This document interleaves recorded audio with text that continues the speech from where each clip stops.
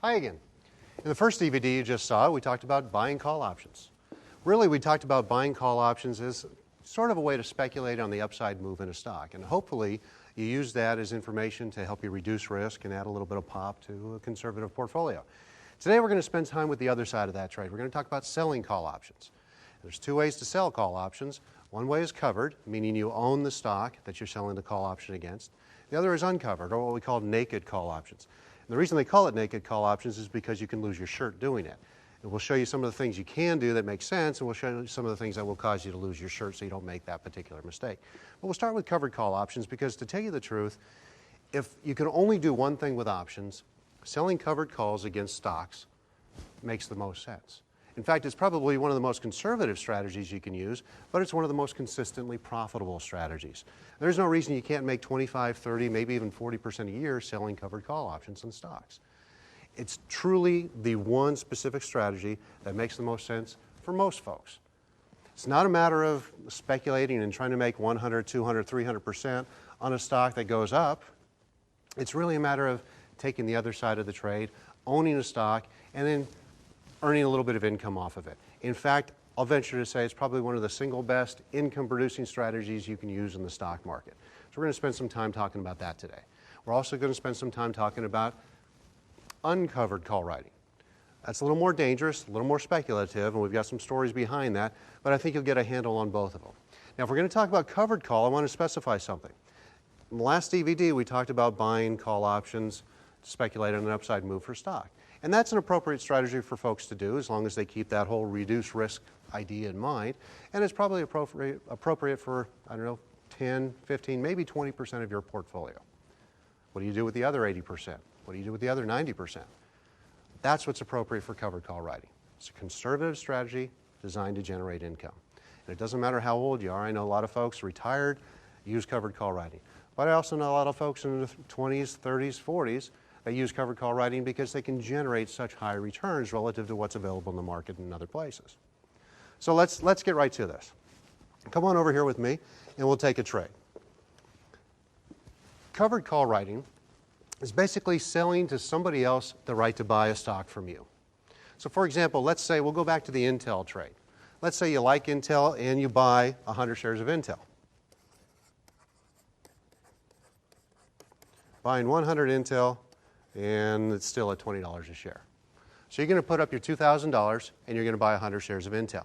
Now, most of the time when you buy a stock, you want the stock to go higher. It's okay if the stock goes higher if you're going to sell covered calls against it, but that's not the objective of selling covered calls. The objective of selling covered calls is to generate income. So we really don't care what happens to the share price of Intel. Sure, if it goes up, that's great. It stays the same, that's okay. It goes down, that's okay too, as long as it doesn't go down too much. The idea here is we're trying to generate income. Now remember, if you will, from the previous DVD, we bought 100 shares of Intel, or we could buy a call option on Intel. Remember, we were talking about buying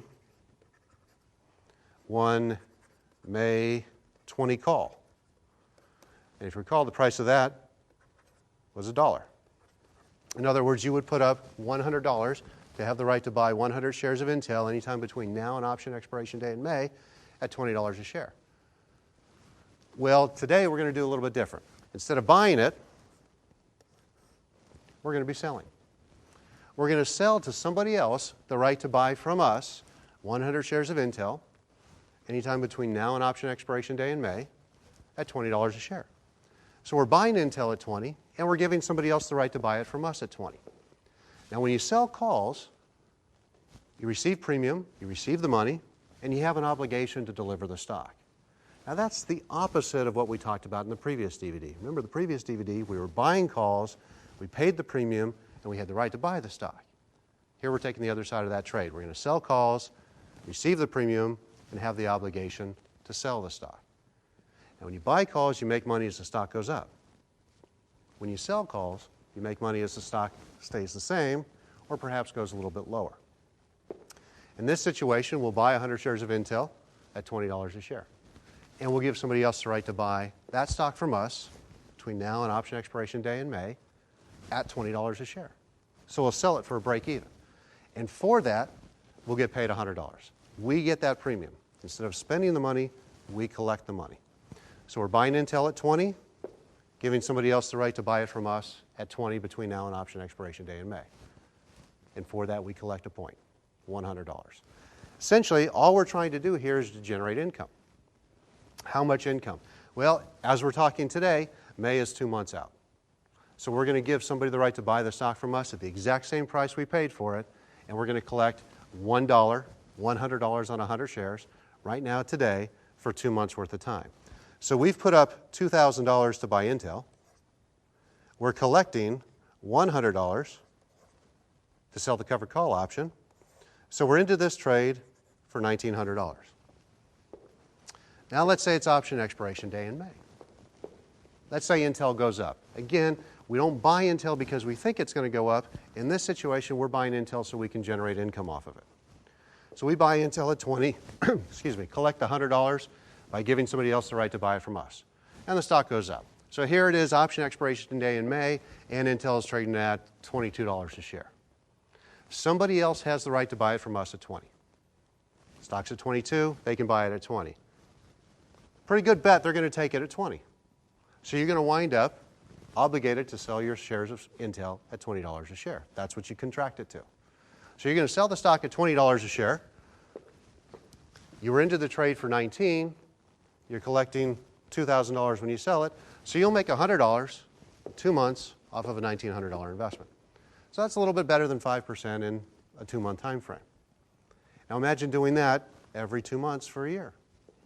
5% isn't anything exciting.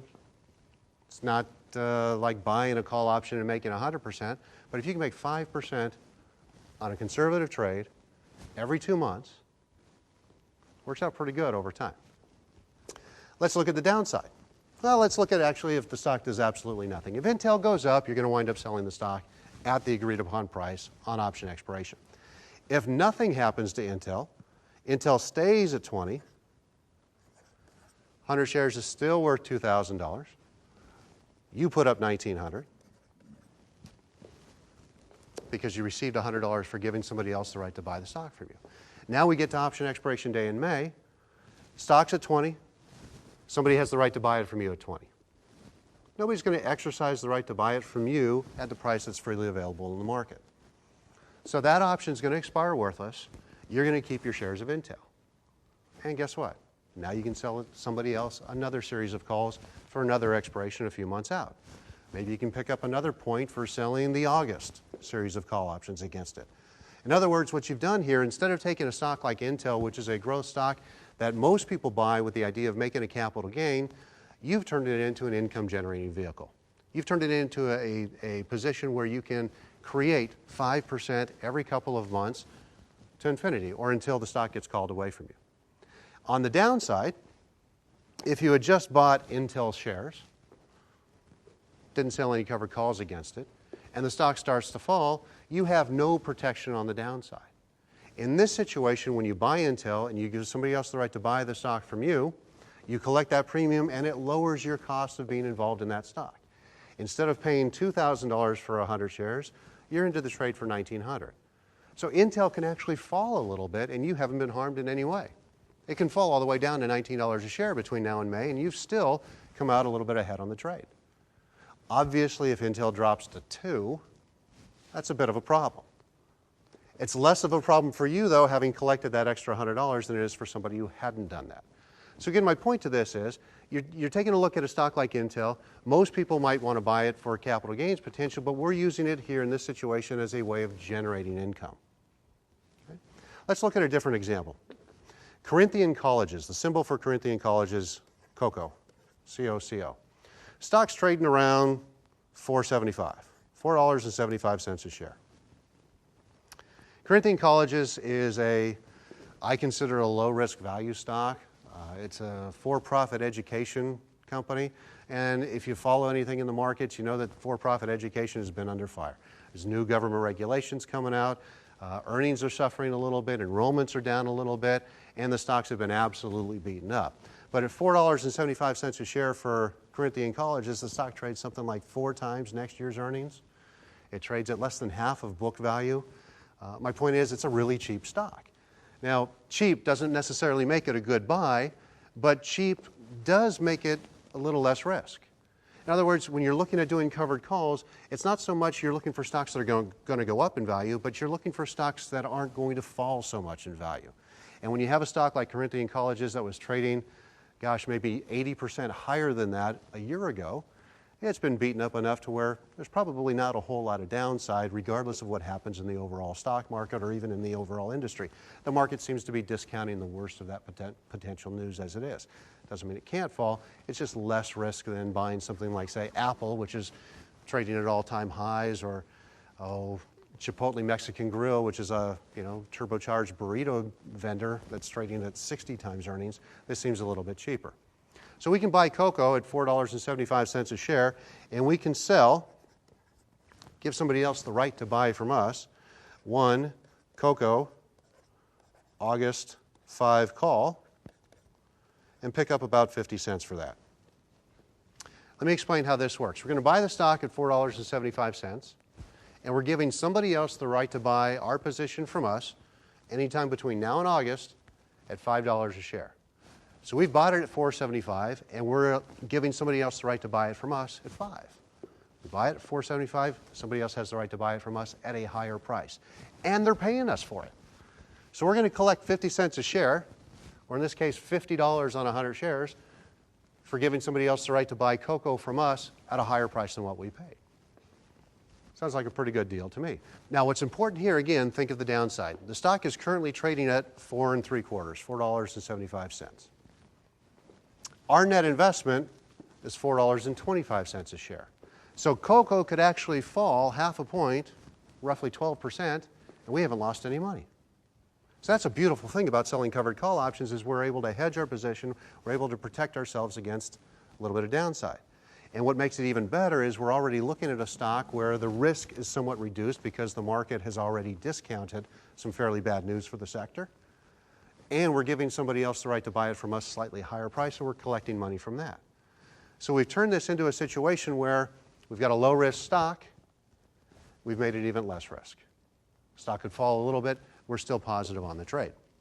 Now, if the stock goes higher, let's say cocoa goes up to $5.5, $6, $7, $8, $9, $10, $20 a share between now and August. It really doesn't matter. As soon as it gets above $5 a share, we can't make any more money because we've obligated ourselves by selling the call option. We've obligated ourselves to sell the stock for $5 a share. That's okay by me.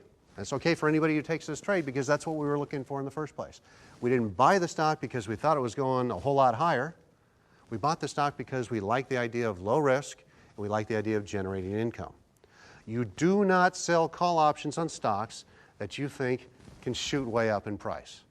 If you like Intel and think Intel can go to 50, you're not going to buy it at 20 and give somebody else the right to buy it from you at 20. That doesn't make any sense. If you think cocoa could be a $20 stock, you don't buy it at 4 3/4 and give somebody else the right to buy it from you at 5. That doesn't make sense.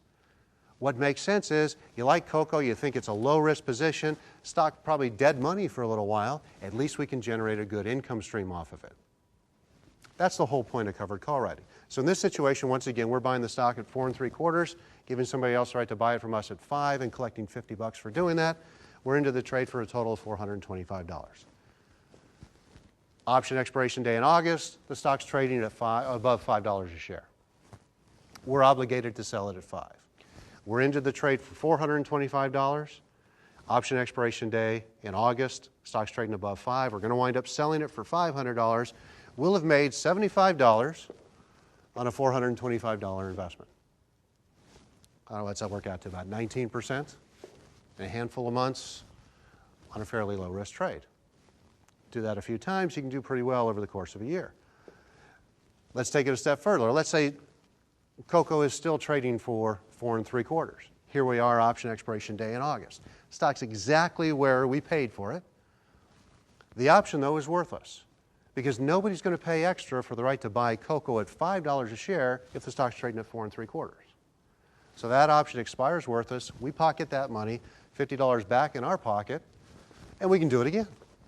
Maybe sell the November or the December series, collect another $50. Do it every single time those options expire, and that creates the income over time. So we'll make money if the stock goes up. Stock will get called away from us. We'll profit off of that. We'll make money if the stock stays the same. Options expire worthless, we sell another series of calls against it, and we can even make money if the stock falls a little bit, as long as it doesn't fall too much. We're protected all the way down to 4.25 on the stock. The stock could fall roughly 12%, and we're still making money on the trade. That's the genius behind covered call writing. I don't understand why more people aren't attracted to it. Actually, I do understand why more people aren't attracted to it. See, most people, when they talk about options, talk about making the fast buck. You don't need to make the fast buck. All you need to do is to sell covered calls against low-risk value trades, and you can do pretty well over time on a position. There's not a whole lot of folks who make 20, 25, 30% a year off their investments. Covered call, we do it consistently in advanced income. You can do it consistently on your own. It's not rocket science. It's not that hard. But the thing is, it's not that sexy either. You know, you don't have situations where you can go to the dinner parties and you can talk about, oh my goodness, you wouldn't believe I made 19% on a trade. That doesn't mean anything. You got Joe Schmo over there taking sips of his wine and talking about making 300% on an option he purchased the other day. Well, you could do that, but you don't do that with the bulk of your money. This is the type of strategy option traders ought to use with the bulk of their money. And I think the best combination of it, or the best ratio behind that, is you use this strategy for roughly 80 to 90% of your portfolio. And then you take the other 10% or 20% and use that to do a little more speculative sort of thing, to add a little juice, add a little pop to a conservative portfolio. And think about it this way. If you started with a $100,000 portfolio and you take 90%, $90,000, and you put it into a conservative covered call writing strategy. And let's say conservatively you only make 15% in a year. So roughly you're going to make about $14,000. So at the end of the first year, your 90 has become $104,000. Well, you can take the other $10,000 and do whatever the heck you want with it. If you want to throw it all into an Intel call option, you want to throw it all into Apple calls, you want to do something stupid and just risk everything on one shot, you can do it. The covered call position has kept you from blowing the whole wad. Remember, that's the 11th commandment, right? Risk not thy whole wad. So if you can keep the bulk of your assets conservative and generate a decent return doing it, and you can do that with covered calls, you can still make a decent return and still have fun speculating or gambling or doing stupid things if you want to without blowing up your portfolio. Unfortunately, most people do it the other way. They take their entire portfolio and they try to generate huge sums of returns off of it, and it always works out bad. Always works out bad. In this situation, you've locked up bulk of your assets in conservative, and you can take the other $10,000. Hey, and if you do great, which we'll show you in future DVDs, different ways, different strategies to do great and make money off of that as well. If you do great, you can enhance that return quite a bit. And if you do miserably, at least you're still making money over on this side of the portfolio. That's the beauty behind covered call writing. Like I said, it's not uncommon to make 15, 20, even up to 30% a year doing this, and in several positions you can do much better than that.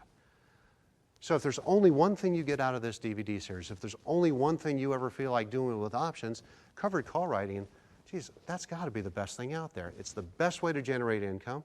You look at interest rates these days, what do you get in your bank? You get what, 0.2%, 0.3% in a money market fund? 2-year treasury notes are what, less than 2%? 10-year treasury notes around 3.5%? 30, geez, if you're dumb enough to loan your money to the U.S. government for the next 30 years, they'll pay you 4.5%. Nothing exciting there. Risk-wise, it's a very low-risk situation that allows you to make 15, 20, 30% a year off of. Don't understand why anybody would invest in fixed income without taking a look at this. Covered call writing, single best income generating strategy you're going to find in the market today. So we've talked, the first DVD, we talked about how to make money buying call options. Here we've talked about selling covered call options. Now I'm going to get into a little more advanced strategy that talks about selling uncovered calls, selling naked calls. It's a little more advanced, a little more risk to it. There are sometimes appropriate times to do it, however, which is why we'll spend some time with it on this DVD. Again, it's not for everybody, but there will be situations where it sort of makes sense to do this. Okay? Selling covered calls, if we go back to the 4 basic strategies we talked about before, or selling uncovered calls, I should say. You can buy calls, you can sell calls, you can buy puts, you can sell puts. The first DVD, we spent all the time talking about buying calls. Here we've talked about selling covered calls. and then we'll talk about selling uncovered calls or naked calls. The idea here is you're going to make money on the other side of that buy call trade. Remember, you make money when you buy calls if the stock goes up. You make money when you sell calls, the stock goes down or stays the same. The stock goes down or stays the same. 2/3 of the time, odds are, you're going to make money selling uncovered calls. Problem is, in the time that you're not making money, you're going to lose an awful lot, which again, that's why they call it naked, because you can lose your shirt. Let's work through an example on this. We'll go back to that Intel example we talked about in that first DVD. So instead of buying an Intel June 20 call option, we're going to sell an Intel June 20 call option.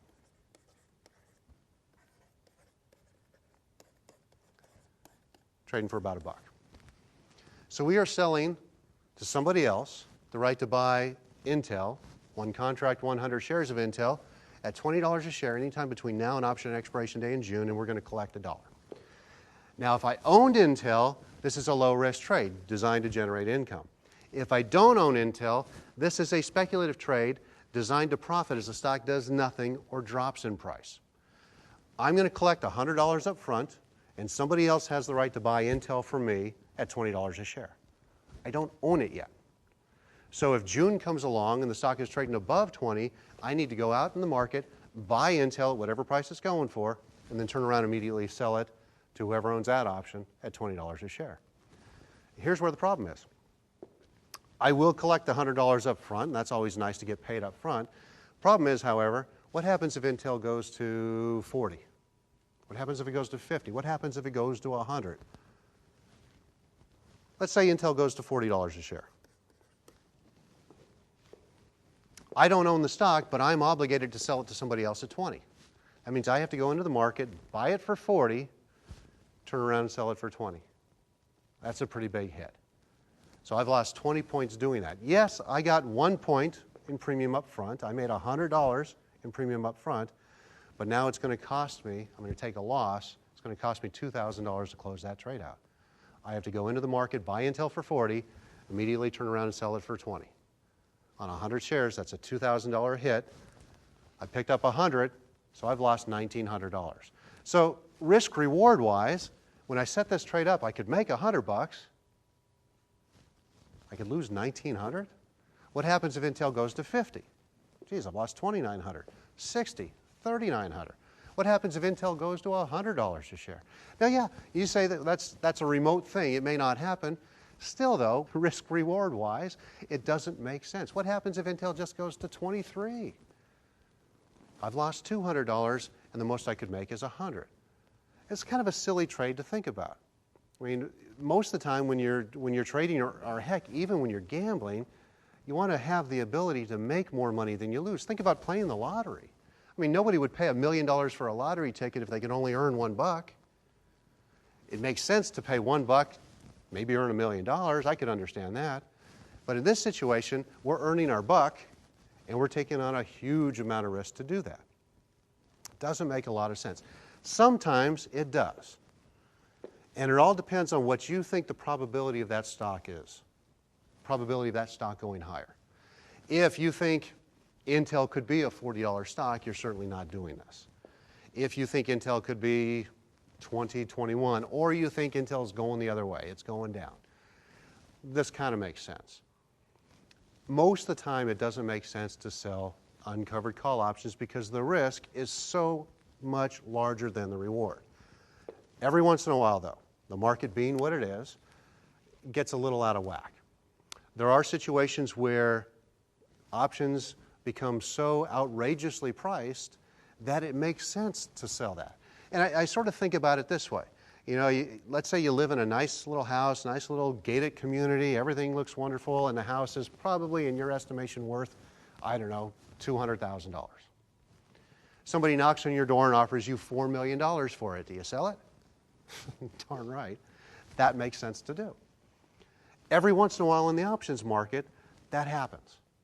You think the options ought to be priced at about $1, but in the market they're trading for 4, maybe 5, maybe 6. They're willing to offer 6 times what you think the actual value is. Well, that starts to make a little bit more sense. If somebody was offering these options, the right to buy Intel at $20 a share, Somebody's offering them for 6. I think they're worth $1. Somebody's willing to pay me 6. That changes the risk-reward parameter a little bit. Think about it. If this option, the Intel June 20 call option, is at 6, with Intel still at $20 a share, Intel's got to get above $26 a share by option expiration day in June before I start to lose money. Intel has to go up 30% between now and option expiration day in June before I lose money on this trade. Now it's starting to look pretty attractive. What's even better is I'll make money all the way up to 26. As long as Intel doesn't get above $26 a share, I'm profiting off of this trade. As long as Intel doesn't move more than 30% in the next few months, I'm profiting off of this trade. Now it starts to look a little bit more attractive. Now it makes sense to sell uncovered calls in this situation because the risk-reward has shifted back into your favor. When does this happen? Usually it happens during very volatile times in the market. Usually volatility means to the downside, by the way, so if the market has fallen for a considerably long period of time and taken a big hit, that's usually where the option premiums tend to expand. It also happens around specific news events. Maybe Intel has earnings due out any day.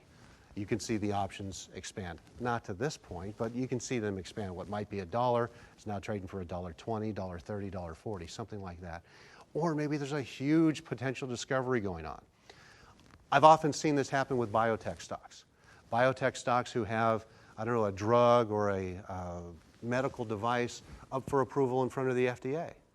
You'll see enormous premiums on options in that situation. You've got a stock trading for $10 a share, but the call option, giving somebody the right to buy it for 10, is trading for 5 or 6 or 7.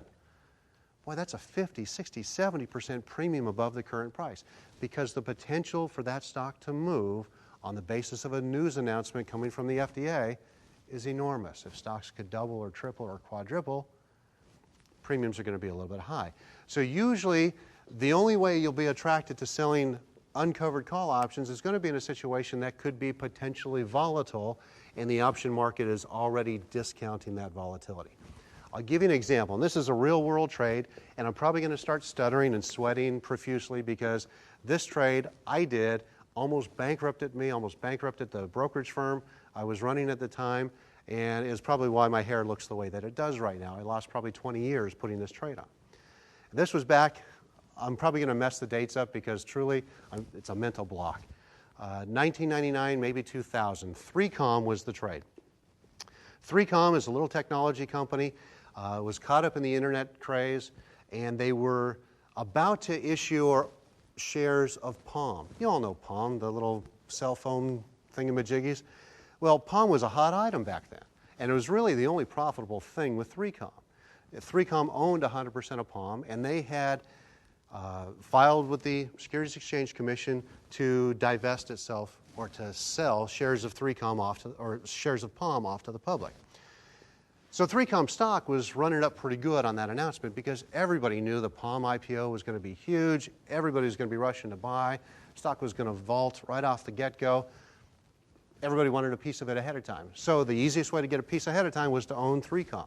And 3Com shares were, maybe at the time of the announcement, trading around 20. They rallied for a few months. They were up around 30, 40, 50. They got to $60 a share before the date was finally decided. This is the day we're going to issue shares of Palm to the public. Palm's going to IPO on this day. 3Com would run all the way up to $60 a share. And that day was maybe 3 weeks. So I looked at 3Com options, knowing that this had been hyped, knowing that the stock had already tripled in value, probably not going to go much more. I thought, well, maybe this is an example of a situation where it makes sense to sell naked calls. I wanted to bet on the downside, thinking the stock would fall, and we'll talk about how you do that using puts in a later DVD, but puts were too expensive because everybody knew the potential for volatility with the stock existed. So buying the puts didn't make a whole lot of sense for me from a risk-reward perspective. But the calls were enormously expensive. I remember 3Com at the time was trading around $60 a share, and options that expired in a little over 3 weeks gave somebody else the right to buy the stock from me at 100. We're trading for 6 points. Now think about this. The stock's at 60. I'm giving somebody else the right to buy it from me at 100. That obligation expires in about 3 weeks, and they're willing to pay me $600 for the right to buy 100 shares of 3Com from me, 40 points higher than where it is right now, over the next 3 weeks. Insane. Absolutely insane. If there was ever a situation where it made sense to sell uncovered calls, this was it. This was free money. Every contract I sold, I made $600, and the only way I'm going to lose is if 3Com, which had already tripled from 20 to 60, goes above 100 in 3 weeks. Talk about a no-brainer. So I sold a bunch. I sold 10 of them. Started off selling 10. So I got $6,000, and I was obligated to sell to somebody else 1,000 shares of 3Com at $100 a share. And as I thought about this trade over the next day, I thought, gosh, that is such easy money. Why aren't I telling my customers about it? So, of course, I got on the phone and I talked to a handful of folks, my best clients, got them in the trade as well. And since I was getting them in the trade, I was getting more excited about the potential for profit, so I sold a few more. Sold 30, 40, 50 more. All right around $6 an option. So I'm collecting all this premium thinking, oh, the money tree is just, leaves are falling all over me. This is going to be a wonderful situation. Told all the other brokers in the office about it. Those who were smart enough, hey, I agree with you, Jeff, let's go ahead and do this. And they got their customers into it. I got more customers in. I put more money in. Well, a few days go by and 3Com, the stock, went from $60 to $70 a share. And these options that were 6 went up a little as well. In fact, they went up more than the stock was going up percentage-wise because now we were getting press. Now you can turn on CNBC and every day it was like a 3Com watch. It was, oh, the Palm IPO is coming out in 15 days, 14 days, 13 days. And the excitement was building on it. Heck, even my wife came home one day and was talking about the Palm IPO. Now, understand, I love my wife. Gabriella is just an absolute wonderful lady. But she doesn't watch financial news. She watches E! Entertainment Network. If she knows about it, then everybody else in the world knows about it. And this thing is being hyped beyond belief. So 3Com was getting all this press everywhere.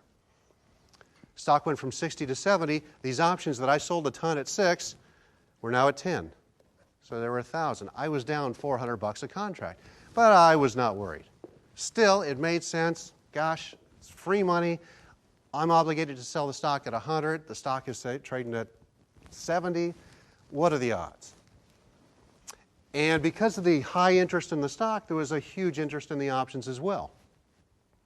And so they opened up a new series. They opened up the $110 strike prices. They opened up the $120 strike prices, the $130 strike prices. Meaning, even though 3Com was trading at $70 a share, you could sell to somebody else the right to buy it at $130 a share. That seemed insane. And those were going for about $2.